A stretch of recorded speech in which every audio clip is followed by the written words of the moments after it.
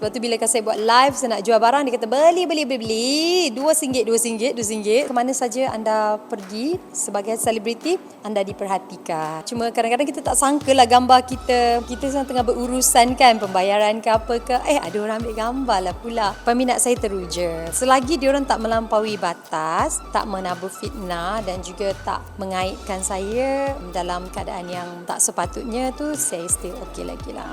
Mengusik-ngusik. Di rumah tu saya ada syarat dia lah, tak boleh lah. Itulah respon penyanyi Datuk Seri Siti Nurhaliza apabila ditanyakan mengenai peminat yang teruja apabila dapat melihat dan merakam momen berada di kawasan kediaman idola mereka ini. Mengulas mengenai perkara ini, Siti atau lebih mesra Tok T berkata dia tidak memarahi tindakan peminat itu, namun meminta sedikit ruang privasi apabila melibatkan hal keluarga. Tapi betul lah juga tu, kalau sampai dah kongsi kawasan rumah semua tu, bahaya juga kan?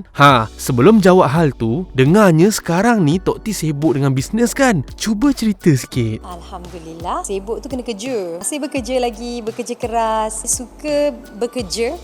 Kalau saya tak bekerja, saya jadi tepu. Sebab itulah, kalau saya tak ada tugas-tugas menyanyi atau promosi macam hari ni, saya akan duduk di office saya dengan bisnes saya. Saya ada bisnes Simplicity dan juga bisnes tudung. Lebih fokus kepada bisnes saya kalau saya tak ada persembahan ataupun promosi.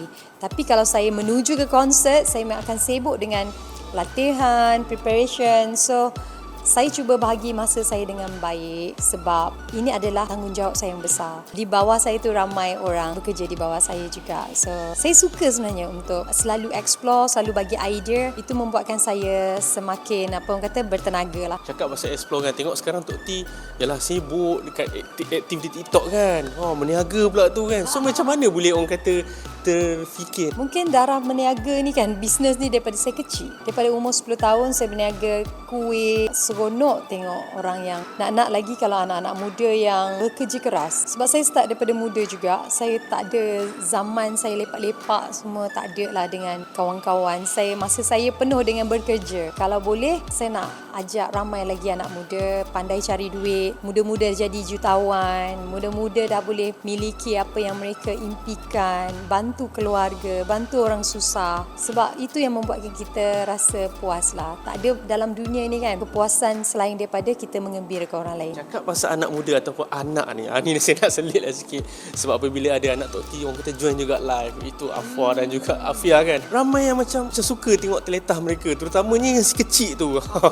Ya, so macam mana Tok T sendiri melihat? Orang kata yalah dia punya semangat dia tu untuk buat live. Afwa ni dia memang spontaneous tau. Dan satu lagi dia macam tak ada lahiran sangat, mak dia ni artis kan. So apa yang keluar pada dia tu memang sempoi lah. Dia banyak juga terpengaruh dengan Upin Ipin. Sebab tu bila saya buat live, saya nak jual barang, dia kata beli RM2. So orang suka lah kan. Afwa, kita nak belilah barang Afwa RM2 je. Itu kereta yang saya rasa menceriakan hidup saya juga. Diorang tahu kalau saya buat live tu kan, tapi memang tak boleh nak elak. Memang dia akan muncul juga kalau saya bekerja di rumah. Sebab tu kalau ada waktu yang terluang, saya ke office lah, lebih selesa untuk buat kerja-kerja saya. So maksudnya Afwa sendirilah yang memang willing nak berniaga tu. Ya, dia sendiri. So Tok T sendiri macam mana bila melihat kan, bila kehidupan di luar sebagai orang biasa, tapi mungkin ada orang yang yelah rekod seteruja tengok Tok T punya dengan keluarga apa semua. Adakah benda tu okey ataupun sebenarnya macam mana Tok T? Saya dah reda bila jadi artis. Ni ke kedai pun rekod kan? Ya, sebab jadi artis ni kita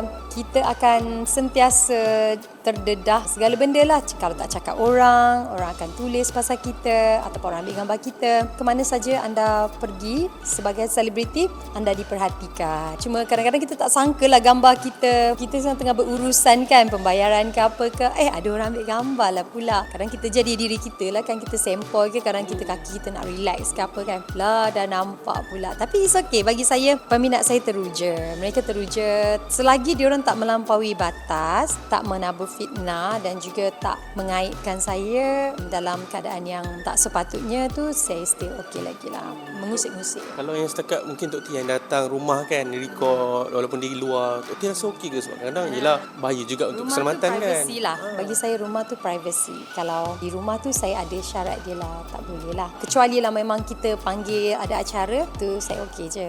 Pasal Afwan ni Tok T nak tanya juga, sebab bila tengok ramai yang macam suka tengok dia ke depan, ramai yang macam nak dia mungkinlah kan mengikut jejak langkah Tok T. So ada ke Tok T plan ke arah tu sebenarnya? Tak ada. Tidak ada. Ayah dia pun tak akanlah. Anak saya ni, saya nak mereka membesar dan berjaya dengan cita-cita dan impian diorang, dan saya tak menggalakkan untuk jadi anak seni lah kan. Sebab walaupun dia tahu mak dia memang penyanyi, cuma kadang-kadang ada keperluan yang saya rasa diorang enjoy duduk bersama dengan saya atas pentas untuk lagu. Contoh macam hari tu saya bawa lagu Nadi, yang mana lagu tu memang untuk anak saya. So mereka ada di pentas bersama dengan saya sebab lagu tu lagu diorang. And it's okay. Tapi kalau saya saja nak ajak diorang jadi penari ke apa ke, saya cuba elakkan lah. Dan Datuk K sendiri pun memang kata jangan banyak sangat tunjuk anak.